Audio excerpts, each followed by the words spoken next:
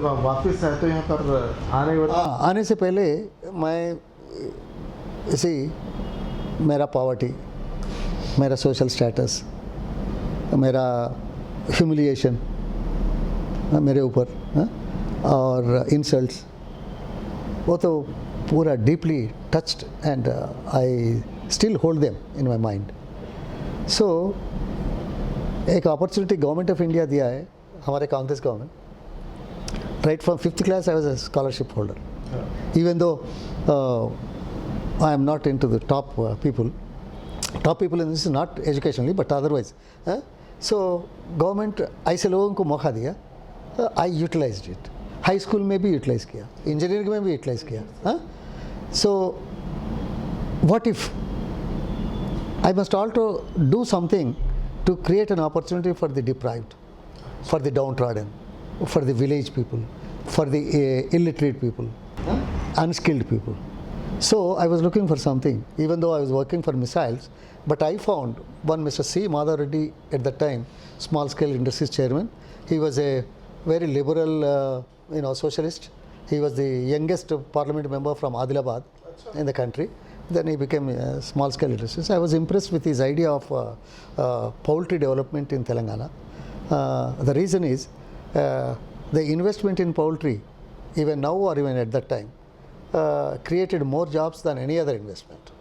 That to rural, unskilled, poor, socially weaker sections. जो काम करने रहता ना इसके वास्ते. So I was impressed. The other data is also there. For example, Karimnagar में वो fertilizer plant था, आया. उन दिनों में 212 crores is the capital cost. 212 crores. For 100,000 tons, 1 lakh tons per annum. तो उसमें direct employment, you know how much it is? It's 1,628 people. 28 for 212 crores. Those days, in the 70s, 212 crores is a lot of money, right? So उन दिनों में पूरा import करते थे equipment. ना fertilizer अभी भी import कर रहे हैं, मगर machinery making के लिए import करते. You know, out of 212 crores, 160 crores is the foreign exchange component required. So बाहर से लाते थे पूरे. So you can imagine that importance. Do you know what? उन दिनों में entire आंध्र प्रदेश का poultry industry 15,000 farms थे. Total investment in that field about 150-160 crores only. देखिए, with 160 crores investment, you are operating 15,000 farms, and एक farm में एक farm में दो रहे तो 20 to 30,000 people are employed with 150 crores.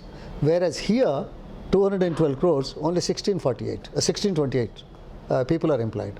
But of course, service, all that is there. You know what? The poultry litter that is generated, poultry litter, it's a manure, basically. Very wonderful manure, better than the chemical fertilizer.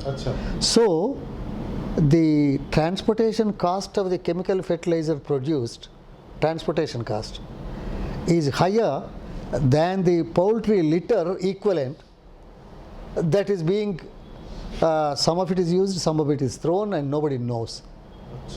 So the byproduct of the poultry manure, the litter, nobody thinks about it, that itself is worth compared to chemical fertilizer produced and purchased. This is a thrown away product. Some farmers are using, some farmers are not using. So this is a wonderful thing. That's why more jobs are created. I thought in the rural side, let me give an opportunity for this downtrodden, illiterate, rural, socially weak, most unfortunate sections, deprived sections.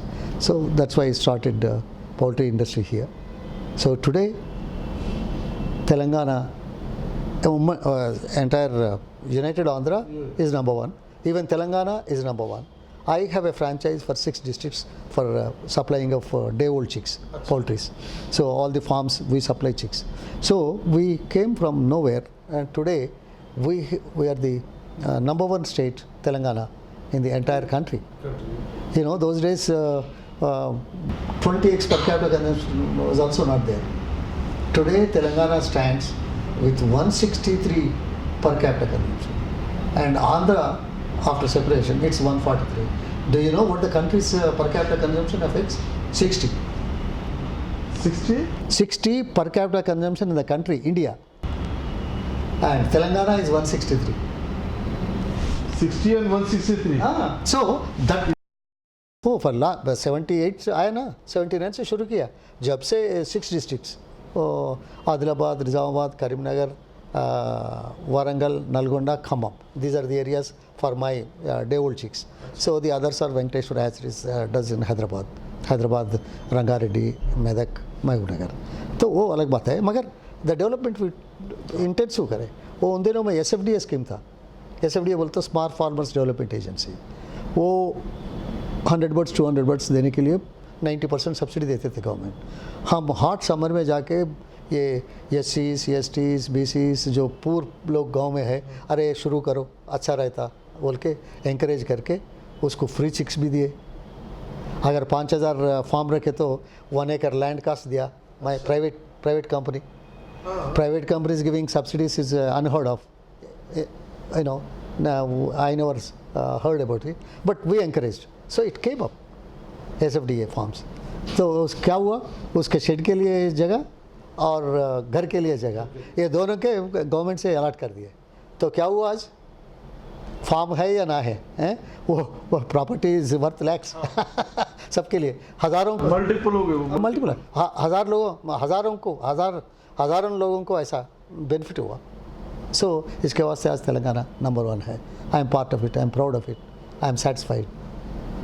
उसके बाद आप हाँ, ये साल में poultry India वाले मुझे poultry legend का अप्रिसिएशन दिया. वही ये तो नो, कहाँ से, नासा, स्पेस, मिसाइल्स, एयरक्राफ्ट, वहाँ से पोल्ट्री पे ग्राउंड, पोल्ट्री, डेयरी में भी हम ऐसे करें. जनगांव नासा से निकल के पोल्ट्री और डेयरी में डेयरी इज नंबर 1 तेलंगाना में. हमारा जनगांव आज. अच्छा. एंड मुझे बदकिस्मती है, वो फिशरीज मिनिस्टर बनाए अंजनाथ रेड्डी साहब 91 में. सो ठीक है, no problem. You know what, first time in the country prawn hatcheries were established in Andhra Pradesh coastal area by going to World Bank and getting the loan. Before the Dhokra groups, we formed these coastal fisher women cooperative societies. वो लोगों को वो society establish करके 10 लोगों को 2000 रुपये loan दिए. क्यों बोले तो वो औरत लोग, महिलाएं सुबह में बुट्टा लेके 100 रुपये किसी से लेके कोस्ट में जाके होलसेल फिश लेके शहर में फिरते हुए, गांव में फिरते हुए बेचते थे. और शाम में जाके 100 रुपये लेना, शाम में 110 देना था. 10 रुपये एक दिन के लिए. सो ये देखने के बाद हम ऐसा नहीं, ये लोगों को 100 रुपये देंगे, 200 देंगे. 10 people 2000 रुपीज़ गवर्नमेंट से, कोऑपरेटिव से, ऐसा दिलाया फर्स्ट टाइम. जॉइंट हैंड दोनों मिलके जो है ऐसे गुरु. हाँ. ये तो आप ये बिजनेस. इसके बाद आप पॉलिटिक्स में कब और कैसे आना हुआ आपका? नहीं, पॉलिटिक्स इसी रूरल में कुछ अपॉर्चुनिटीज़ के लिए, जॉब क्रिएशन के लिए ये करें, मगर पॉलिटिक्स में है तो और ज़्यादा कर सकते हैं. That is the motive. So political interest started even before I went to US. But पैसे नहीं है, स्टडी नहीं है, पॉलिटिक्स में क्या करेंगे. इसके वास्ते अमेरिका तक जाके कुछ पैसे कमा के इंडस्ट्री बन के रूरल डेवलपमेंट करके लोगों से मिलजुलते हैं ना. वो डेयरी है, पोल्ट्री है, वो मिलते रहता है, अरे कुछ कर रहा, कुछ मदद हो रहा, ऐसा बोल के पॉलिटिक्स में आया. ऐसा हमारे PV नरसिम्हा राव साहब, कमालुद्दीन साहब, देर ऑल दी. कब पॉलिटिक्स में कब एंटर हुआ? नहीं, मैं 78 आते ही मैं 80 में पार्लियामेंट पूछा, मगर वो टाइम पे नहीं मिला. सो मेरा तो जनगांव है, जनगांव में कमालुद्दीन सीनियर है, और PV Narasimha Rao parliament member था, इन्हों भी पार्लियामेंट मेंबर बन गए हैं। वो दोनों को काट करके मुझे देने वाले कौन है? सो आई हैड टू वेट। सो 85 में पीवी नरसिम्हा राव साहब मुझे टिकट दिलाया, कमालुद्दीन और पीवी साहब। असेंबली है असेंबली नाम। सो 85 में तो wash out Congress, only 26 seats ना।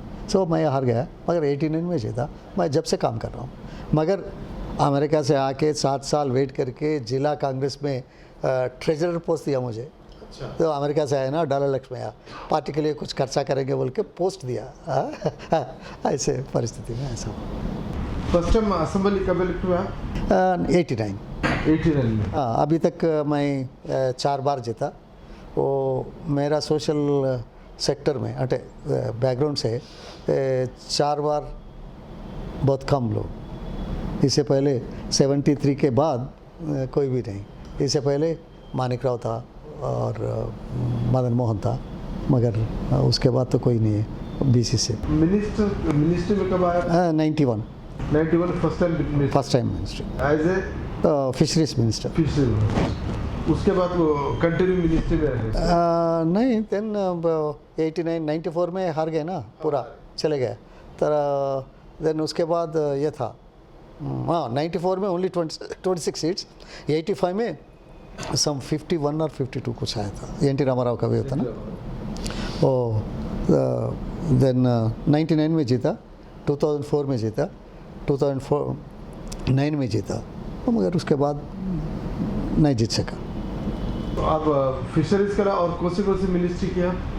2004 में राजशेखर साहब के साथ काम करते थे और इरिगेशन आया। उसके बाद हमारे किरण कुमार रेड्डी रोशा में इरिगेशन ही था। किरण कुमार रेड्डी आने के बाद मुझे इंफॉर्मेशन टेक्नोलॉजी दिया और एंडोमेंट्स भी दिए, मगर असेंबली में पावर फाइनेंस कब ज़रूरत पड़े मैं रिप्लाइज या and then I used to attend all the national and international conferences on power and finance and Pravas Bharati दिवस। चीफ मिनिस्टर्स को रिप्रेजेंट करता था। वही इसी में मेरा पहली मुलाकात मोदी साहब से 2011 में हुआ।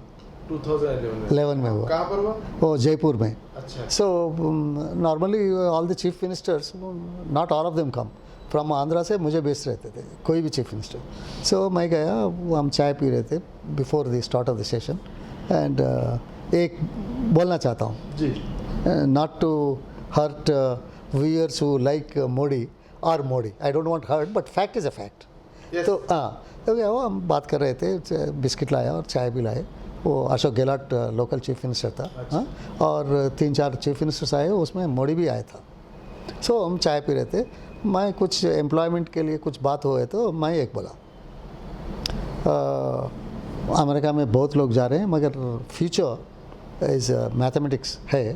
वो अगले 25 साल में अमेरिका के लिए 1,50,00,000 लोग मैथमेटिशियंस चाहिए। सो हाई स्कूल टीचर से कॉलेज, यूनिवर्सिटीज़ एंड इंडस्ट्री के लिए ये रिपोर्ट है, एस्टेब्लिश्ड फैक्ट रिपोर्ट 2011 में। मैं यहाँ हैदराबाद में एक 3-4 मैथमेटिक्स इंस्टीट्यूट इनाग्रेट किया, प्राइवेट वाला का। बहुत अच्छा है, you know, they were getting all jobs and all that. So ये रह के मैं बोला, वो जॉब के बारे में बात करें तो अमेरिका के लिए होना। To my shock and surprise, बहुत अफसोस की बात है, वो ना मुझसे सीएम था, उन्होंने पहले बात करता ना, सीएम से पहले बात करते, उनका मौका आया।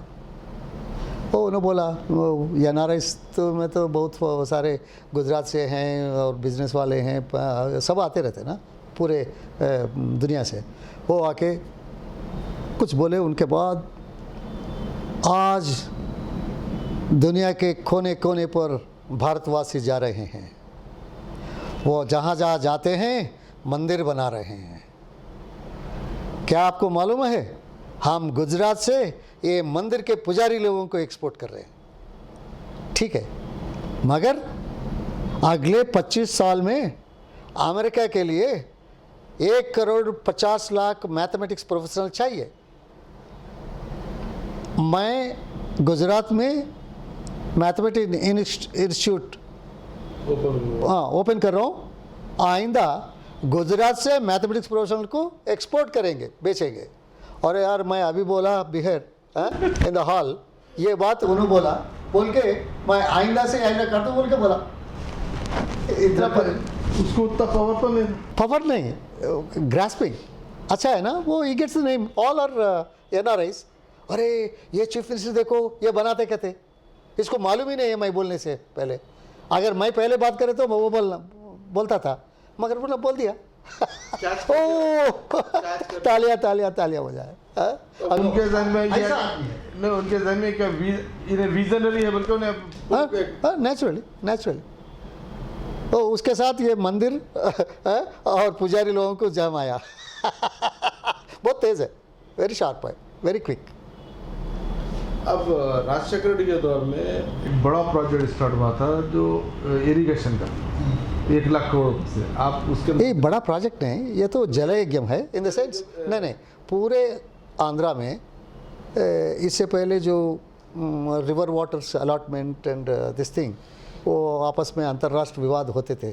सो इसके वास्ते जो हमें हक है वो पूरा वाटर यूज़ करना, जो सरप्लस वाटर है हमें दिया है वो भी शुरू करेंगे।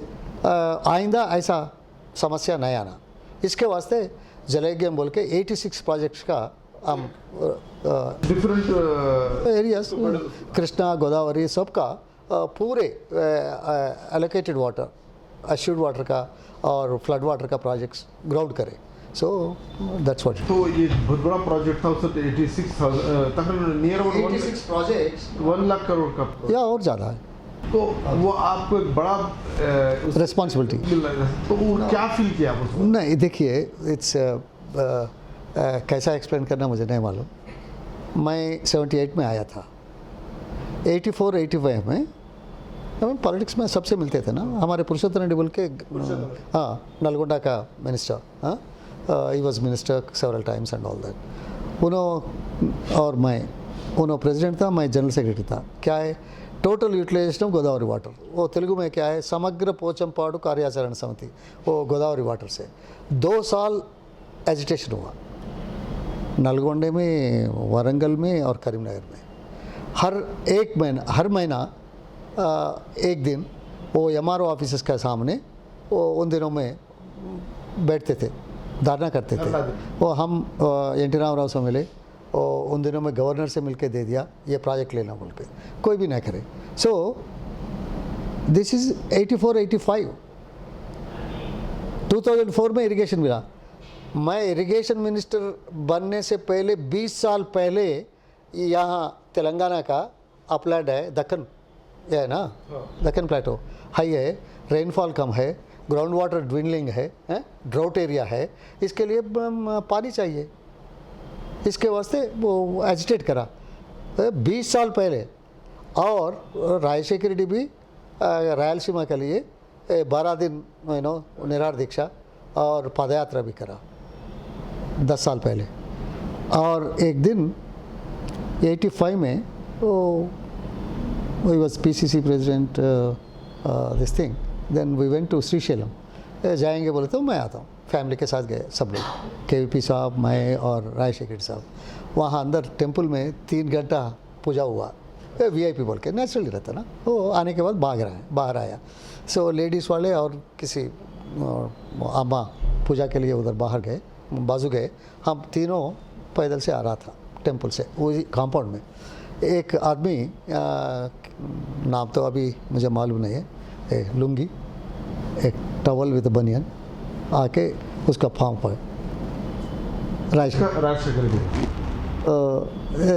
उठाया, नहीं साहब आप ये राष्ट्र का मुख्यमंत्री हो ना, अच्छा हम प्रे करते हैं, आपको देखना चाहते हैं। इन्होंने क्या बोलता, हंसा, बाजू रख दिया, बाजू गया। एक 10 कदम आगे बढ़े, हम आगे उठाए, चले गए। तो वो बोल रहा था, अरे ऐसा मौका हमें मिले तो ये राष्ट्र में 50 लाख एकड़ के लिए पानी दे सकते क्या? ये बात कब हुई? 85 में। कब मुख्यमंत्री बना? 2004 में। पर मुख्यमंत्री बनने से पहले 19 साल पहले राष्ट्र में, स्टेट में एक 50 लाख एकड़ को पानी देने के लिए आलोचना, सपना उनके मन में था, उनके दिल में था। हाँ, उन्होंने बात किया हमसे। I am the witness, KVP is the witness, and to this surprise he made me irrigation minister too. जो 20 साल पहले हम एजिटेट किया। और एक आदमी, ये आदमी जो पामो चुके, आप मुख्यमंत्री बनना बोल के बोले ना, हम 2007 और 8 में कोम्पेली एरिया में, वो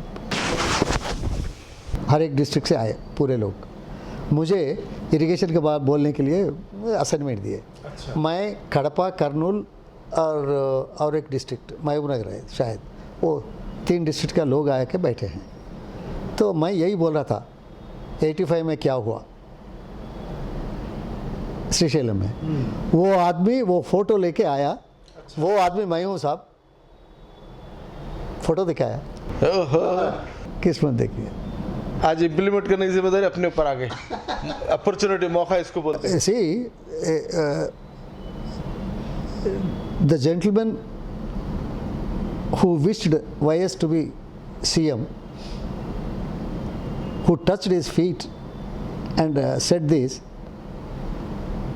19 years before, he comes to the training class as a congressman and then shows the photo that it's me, bolke. And I become irrigation minister and YS becomes the chief minister.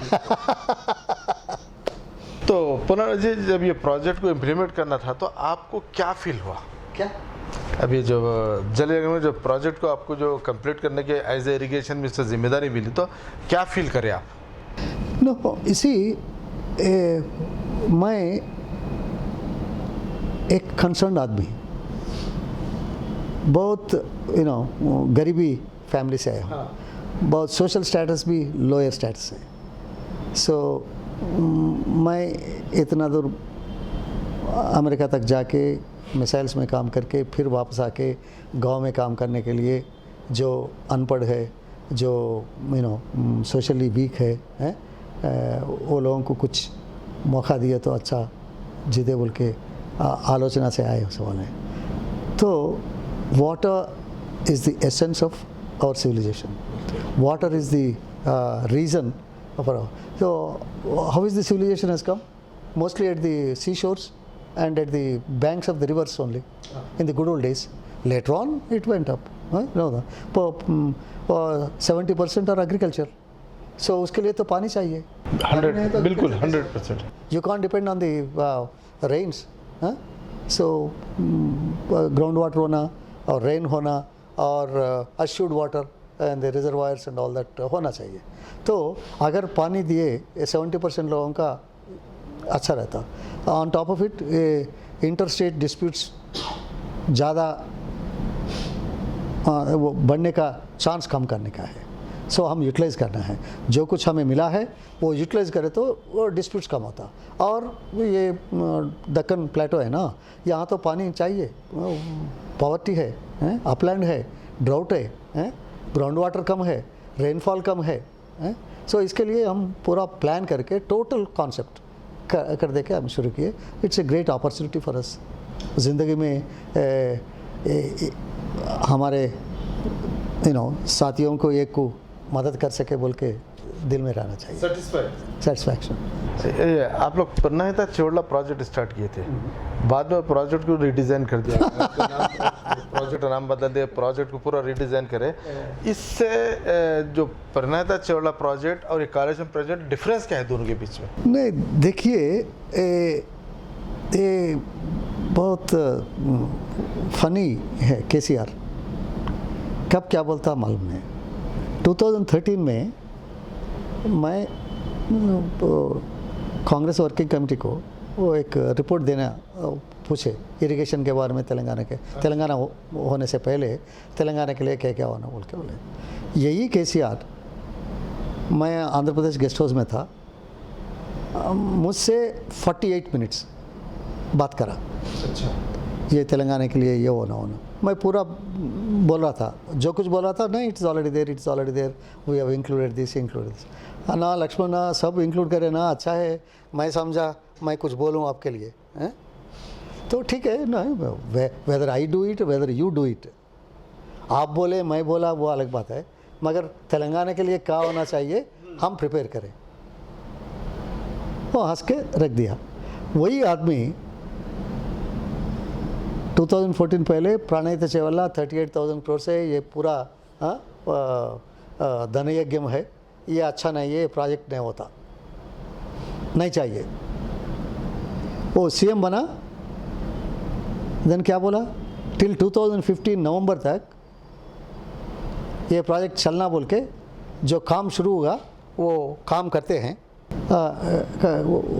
Continue हुआ projects, then उसके साथ national project होना बोल के लिख दिया प्रणीत चेवल्ला, हाँ demand करें। जो आदमी वो प्रोजेक्ट ठीक नहीं है, पैसे ज़्यादा होता है बोल के 1 साल 4 महीने वो प्रोजेक्ट को पेंडिंग नहीं, काम अच्छा स्लोली काम, वो काम करते जा रहे हैं। अच्छा। और सेंटर को नेशनल प्रोजेक्ट बोल के जो नहीं चाहिए बोल के बोला वो काम करने के लिए करे हैं, 1 साल 4 महीने या 5 महीने, उसके बाद एक ही नाइट में 38,000 करोड़ से 80,000 करोड़ का बनाया। कहाँ, नीचे से पानी लेके ऊपर लाके वहाँ से देना, ये बहुत टेक्निकल मैटर है, और एक दिन पूरा मैं बताता हूँ। इसमें करप्शन सिवा और कुछ नहीं है, वो प्रोजेक्ट वहाँ रखना भी नहीं चाहिए। और एल्लमपल्ली में कितना वाटर जा रहे हैं, प्राणहिता चेवल्ला से कितने, प्राणहिता से कितने पानी आते हैं, वो यूज़ करने से पहले ये पानी नहीं आ सकता। ये पानी क्या हो गया परसों 50,000 करोड़ खर्च करने के बाद और ट्रायल बोल के बोल रखा, क्या हुआ, सितंबर में अक्टूबर में करे तो ये 3 बराजेस फिलअप करे, अगर पानी आया सरप्लस वाटर आया एल्लमपल्ली से कड़म से, वो पूरा पानी आ गया तो ये पूरा पानी अंदर समुद्र में चले गया, जो ऊपर लाया सो पानी है। ये पानी कब यूज़ कर सकते, नवंबर दिसंबर में जब फ्लड नहीं आता, जब ऊपर ला सकते, मगर नवंबर दिसंबर में कितना पानी है वो मेडीगड्ढा में, मैं दिखाता हूँ पूरा, मेरे पास है, वो अलग इश्यू है। मैं बोलता हूँ ये most unfortunate situation, that project number 1 is not required, number 2 it's highly expensive, number 3 you cannot use the facility till flood season is over. All that is technical, I can prove, I challenge, but he never takes any challenge.